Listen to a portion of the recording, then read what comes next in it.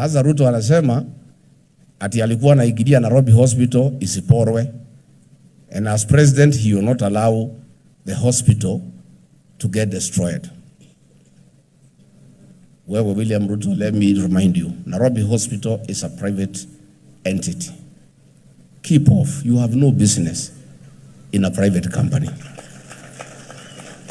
If you really care about hospitals, take time to address the challenges in Kenyatta National Hospital, which is a public hospital. As we speak today, there are no blood bags in Kenyatta National Hospital. There are no reagents for the laboratory.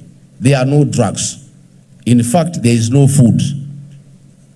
Wale watu wanapelekwa Kenyatta hawakufi kwa sababu ya ile ugonjwa ilifanya wapelekwe, wanakufa kwa sababu ya njaa. Na hii pesa yote imelipwa e-citizen, which is owned by William Ruto. Ile pesa wagonjwa wamelipa inaibiwa.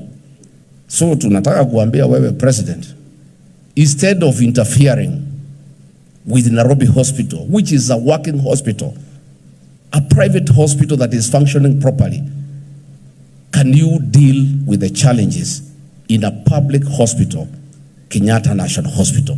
Hapo ndio shida iko, utatue shida ya Kenyatta National Hospital. Na kama unataka kusaidia Nairobi Hospital, the government, your government owes Nairobi Hospital 1.1 billion. Can you release that money to Nairobi Hospital? Hiyo ndio njia ya kusaidia Nairobi Hospital. Lakini nataka nikuambie vile nilikuambia jana, hatutakubalia wewe kuiba Nairobi Hospital. Because vile unaenda, tukikubalia uibe Nairobi Hospital, utakuja kuiba Live Funeral Home.